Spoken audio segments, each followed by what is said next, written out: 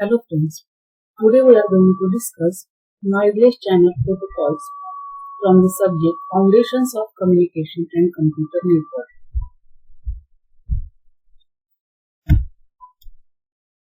First, flow and error control. These are most important responsibilities of the data link layer. And these functions are known as data link control. What is meant by flow control? Flow control coordinates the amount of data that can be sent before receiving an acknowledgement and is one of the most important duties of the data link layer. And error control is the primary method of error detection as well as retransmission. So, flow control refers the set of procedures used to restrict the amount of data that the sender can send from sender to receiver before waiting the acknowledgement. And error control in the data link layer is based on automatic repeat request, which is nothing but the retransmission of the data. So let's discuss here protocols in data link layer. Data link layer can combine framing, flow control, error control to achieve delivery of data from one node to another. Protocols are normally implemented in software by using one of the common programming languages. So, some protocols are listed here. Basically, it is applicable for noiseless channel as well as noiseless channel. In this video, we are going to discuss some noiseless channel protocols such as simplest and stop and wait protocols.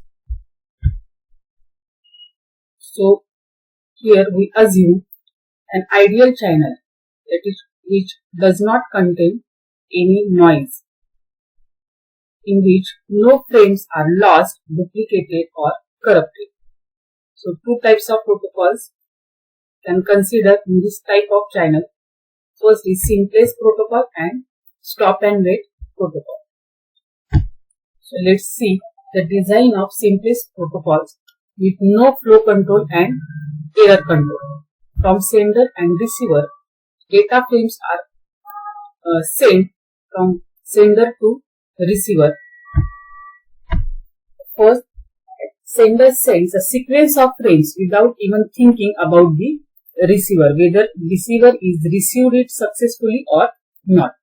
To send 3 frames, 3 events occur at the sender side and 3 events occur at the receiver side. The data frames are shown by tilde boxes, where height of the box defines the transmission time difference between first bit and last bit of the frame. The event which is occur at the sender side is request from the network layer, and the event which is occur at the receiver side is the notification from the physical layer.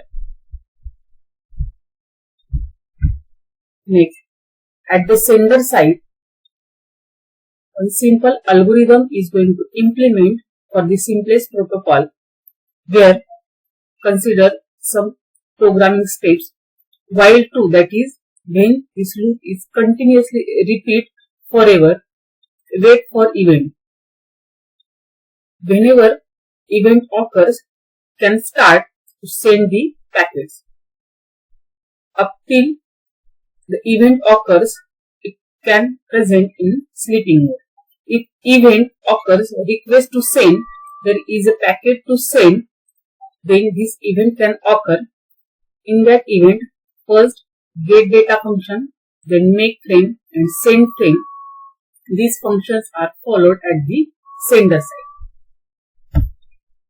The same thing occurs at the receiver side for the simplest protocol to receive this data. While true, that is, whenever this condition is repeated forever, whenever that receiver is having data to receive, it is in sleeping mode until an event can occur. If event arrival notification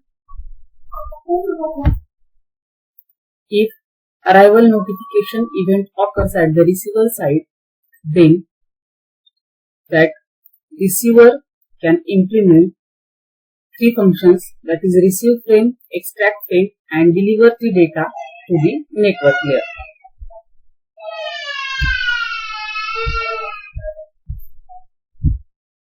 In the given figure, flow diagram for simplest protocol is shown.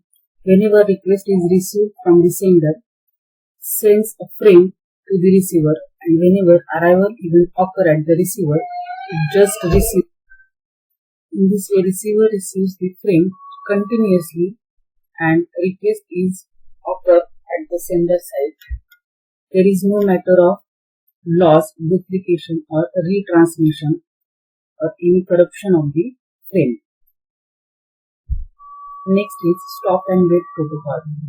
If data frame arrive at the receiver side, faster they can be processed, the frame must be stored until their use. Normally, receiver does not have enough storage space because if it is receiving data from many sources, then this may result either discarding of the frames or denial of the service. To prevent receiver from becoming overwhelmed with frames, need to tell to sender to slow down. There must be feedback or acknowledgement from the receiver to the sender. This protocol is known as stop and wait protocol. Means when sender sends the frame, must be stopped and wait for the acknowledgement. Because sender sends one frame, stops until it receives confirmation from the receiver that is okay, you can go ahead and send another frames. Then sender can send next frame. We still have unidirectional communication of data frames but auxiliary acknowledgement frames. Simple token of acknowledgement travel from other direction. We can add flow control in our previous protocol, that is simplest protocol. Because here in stop and wait protocol, sender must wait for the acknowledgement or feedback and then only next frame can be sent. In this design of the stop and wait protocol, we can see here sender sends data frame to the receiver and receiver sends acknowledgement frame whether data is received successfully or not to the sender. Then only sender is ready to send for next frame. So event occur at the sender side is request from the network layer as well as notification from the physical layer, and event occur at the receiver side is notification from the physical layer. Here in the flow diagram of stop and wait protocol, sender sends one frame and waits for the feedback from the receiver in the form of acknowledgement. When acknowledgement arrives at the sender side, now sender is ready to send the next frame. Note that sending two frames in the protocol involves the sender in 4 events and the receiver in 2 events. Okay. In this way, we have discussed 2 protocols from Noiseless channel. That is, first is simplest protocol and second one is stop and wait protocol. Okay, thank you.